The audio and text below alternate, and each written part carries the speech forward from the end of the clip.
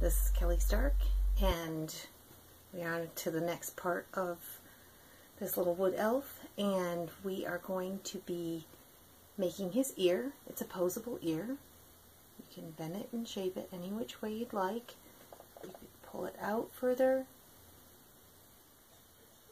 You can bend it back. You can expand it out wider. We will be covering how to put a wire edge in a piece of iron felted wool, and this is also the same technique that I used for his mouth and for his eyelids. It's really super simple, and while I tried to make my ears a little bit more unique shape to be able to modify them and give them expression, you do not have to use as heavy gauge wire as I'm using. You also may prefer just to use the iron felting technique to create the folds and the thinness of an ear without the wire. But essentially this is to show you this technique as you have asked for it. So the first thing that we're going to do is we are going to take our wire and we are going to shape it. You could use a thinner wire with just a cloth covering on it. Sometimes I like to use the aluminum sculpting wire and put floral tape on it. This happens to be a special flocked wire that I can get. And with the mouth, when I originally did the first prototype, I did not wrap it in wool. This time I chose to wrap it in wool because it allows you to grab on and really felt it down much tighter to the wire. And it's something that I discovered while trying to play with that mouth. And on the next mouth I will definitely use this technique as well. So for myself, for this technique, if you look at it, I have made the shape of a heart with the two ends. One one lobe is going to be a little bit bigger than the other, or part of the ear, however you want to say it. And I just curved it up, and originally I just did it flat to the table, but now if you notice, they're staggered a little bit. There's a reason for it. You will see in a few minutes. And I am just going to take these two pieces and get them together here with a piece of wool and just wrapping it back on itself. It doesn't have to be a whole lot because we're going to felt that down a little bit. See which needle I've got here.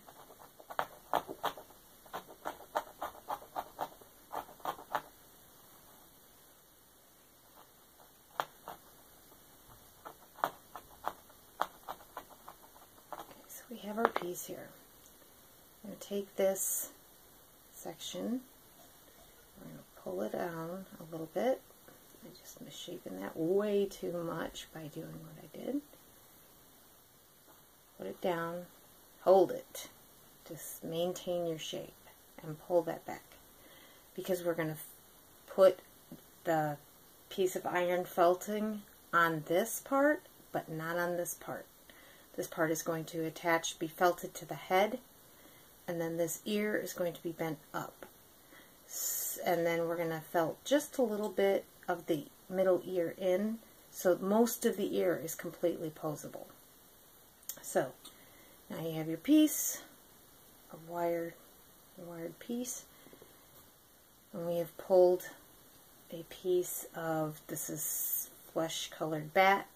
I think it's from Felt Alive, if I recall right. And I love their skin colors, they're fabulous.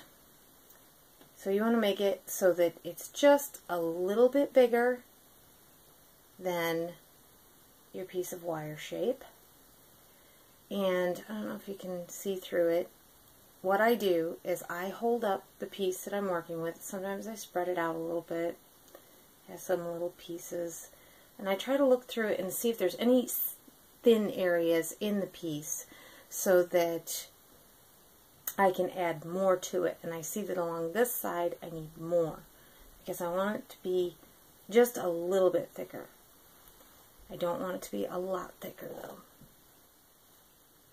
Especially along the edges. I don't mind a feathery edge because when you wrap it, it's going to be thicker around the edges, and I really want to try to keep this as thin as possible. So, if you're going to felt this down for iron felting, get it. Just going to tack it in.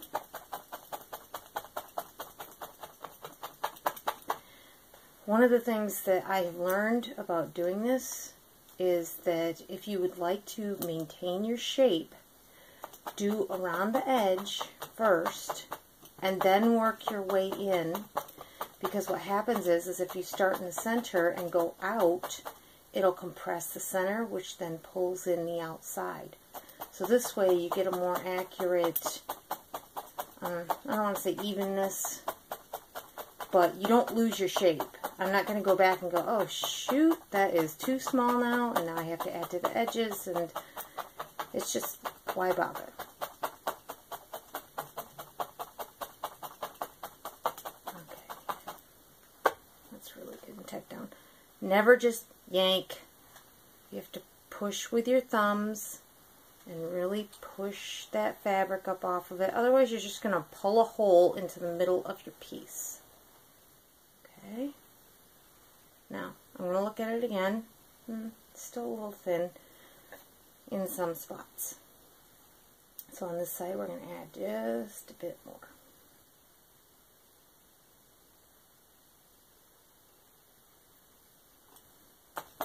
And I've really just added that in the middle.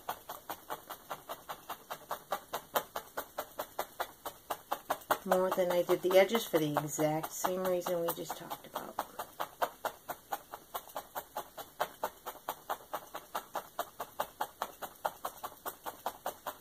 Try to get as many of the bubbles as I can out of it.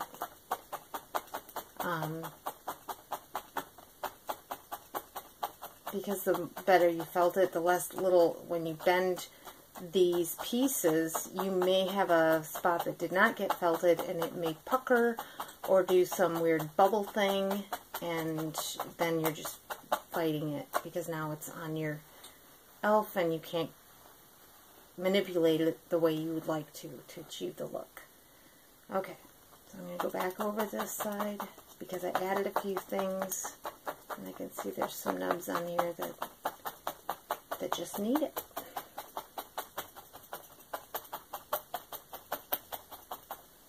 Okay.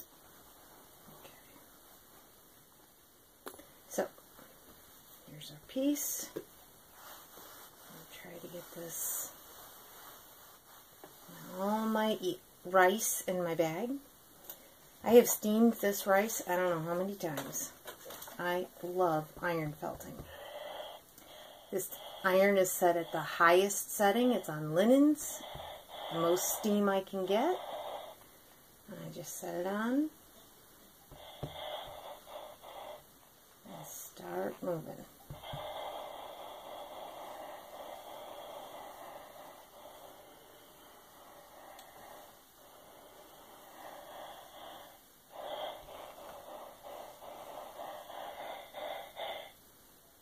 Flip it over, do the next.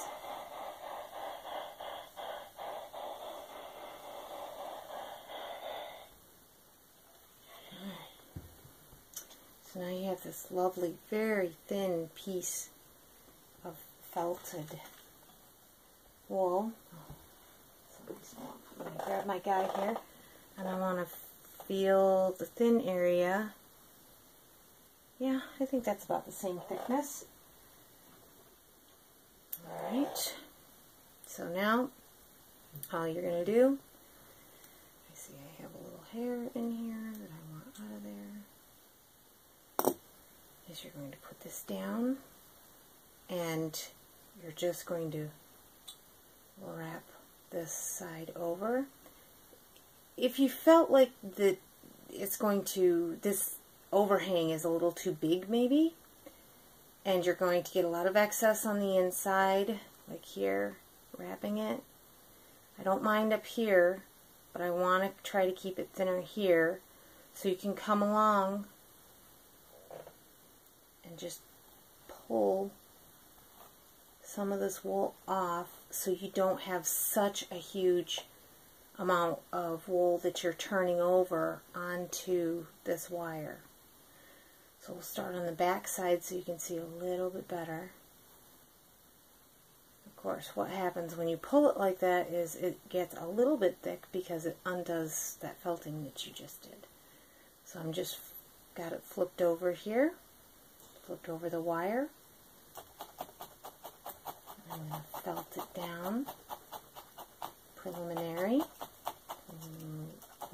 poking. Right now I only have 2 needles in my 3 needle holder. I'll probably end up demonstrating why by the end of this. Okay, now I'm going to pull this up, but then I want you to kind of push your wire in a little bit. And when I say in, I mean I want you to push it into that seam really tight. And then you're going to come along here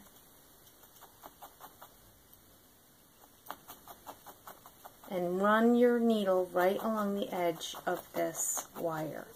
So it really hugs it down tight. You can really see it well. Take this to the edge, flip it over, really do the same thing again. Try to pull it as tight as you can so that as you're felting and running those needles along that wire, it's going to compress it down nice and tight against that wire so that when you bend it, again, you will not have any bubbles or crimps in the wool because it's not staying tight against the wire and it's puckering. This is one of the reasons why sometimes I only leave 2 in, is because then I can run it on each side of the wire like that. And it kind of pulls it down over it and gets it real nice and tight on there.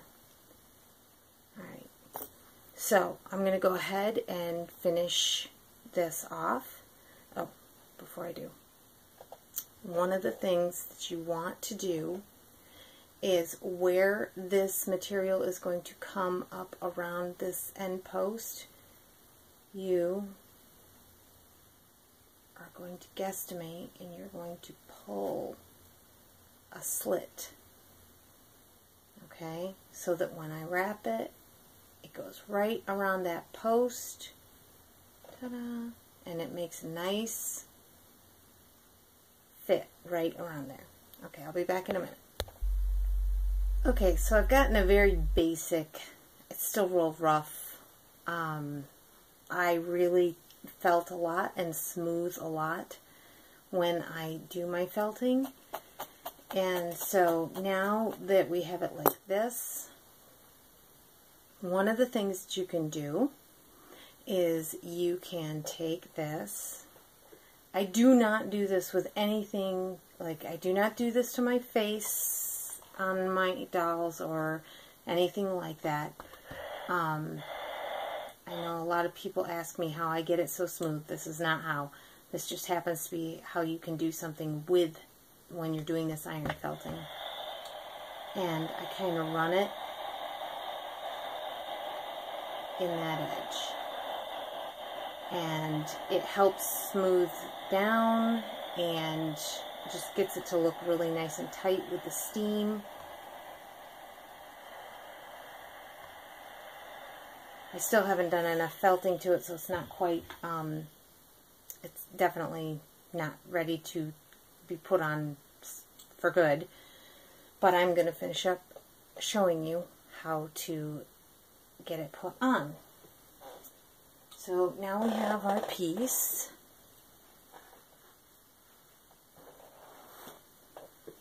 And I didn't really think I was treating his head all of that roughly, but apparently I was, since I went and broke his neck the other night. That's why this video didn't get done yet. I need just a bit more light. Alright, so we take this ear. I'm going to measure exactly how far back it is. I'm going to hold it up. I'm going to look at it from all different ways. And then what I'm going to do is I'm going to lay this against my piece, like so. I'm going to take a piece of wool. Oh, here it is. I'm going to stack it so that it's a smaller piece. It's not these long pieces. Just keep pulling and pulling in half and half and half and stack them up like a Dagwood sandwich. And then you're just going to lay that on top and felt it down over the top of it. Now, one of the things that you're going to do is you're going to hit wire. And once you get this felted on, I'm going to lightly tack it on. This is not how you should do it. I will end up felting it extremely tight against it. I will even felt down between those two wires that were there so that this is held on very, very tightly. Alright. And because I will do it so tight, it'll look like there's two little wires sticking up there. So then I put a couple more layers on it and get it to look nice and smooth. So you won't even know that there's wires there. Alright, so now I bend it up like this. And I'm going to felt in an area that is like the side of our ear with just like a semicircle in there. And then I'm just going to kind of manipulate it and fold it and get it to be all these fun ways that you might want your ear to be. And sometimes I will, if I want a crease in it, or would like to keep a crease in it. I'm not having any luck handling it the way I want it to. Here I have it, and it has just some waves in this felt. If I start running it along those folds, it's going to felt that fold in, and it'll be a permanent crease. Well, that's perfect for an ear because, you know, it's got character. So again, put in the center, you're good. Then, one of the things that I want to warn you about, and my friend Stacy will laugh at this, is that because you're poking down at the wire, and I mean, I really poke it down in, I probably tend to run it a little too fast. This is a 36 needle. You could use 34 or 32. Excuse me, I'm about to yawn. To really chunk that area in, but you're going to hit a wire. When I put that other ear on, I broke 6 needles. Most of them were in this, as I'm trying to, I like the way this compresses it down a lot. A lot of people say, oh, I never ever break a needle. I am so happy for you. But with the way I wire my things, I have a tendency to end up breaking lots and lots and lots, thus the purchasing of bulk needles. When you go through them like water, it's just smarter to purchase them in bulk. So be warned, if you break a needle, you break a needle. I hope that you don't, because it's, you know, can get expensive. So, we have our ear attached, and we've felted down a center into it, and we're good to go, and our guy has an ear. Okay, so now the mouth is basically a piece of wire here and a piece of wire here. You can see it in the post from the other day where he was literally holding the mouthpiece in his hand, and this is a piece of felted across the top that I did the exact same way, and then a piece across the bottom, and then I put it on. This is only so posable. It offers me some mobility of it, but I didn't want a mouth from here to here, and because technically, well, his eyes are shifty right now, but if you measure directly from the center of the eye, not the pupil that's looking that way, the eye, that's where your corner of your mouth should come down. So when I made his mouth, it looked huge. You don't want that. And then I just put small flaps of felted, pre-felted. I didn't iron felt it, but I put it on the pad and I made a small sheet, and then I put it on and I smoothed it down so that this wire on each side was covered in the cheeks. This wire in the eyes is done the exact same thing, exact same way, and you can see that in, gosh, I didn't do a video for that yet, but this is the video. It's the same thing. You're just taking a piece of wire, and then you're wrapping a piece around it, and you're felting it down the edge of the wire. That's it. It's not rocket science. So I really hope that this tutorial helped you, and if you have any questions, please feel free to message me. I've really enjoyed doing this project with you this week and showing you each and every little thing as I go. I'll be MIA for a few weeks, and so I'm going to try to get on. Wow, see, way off on the height on this one over here. So I really wanted to try to get a few of these things out, and I wanted to get this guy as far done as I could before I was going to be not able to work on him for a while. But I really appreciate your enthusiasm for all of my work, and thank you so much. I hope this helped you all.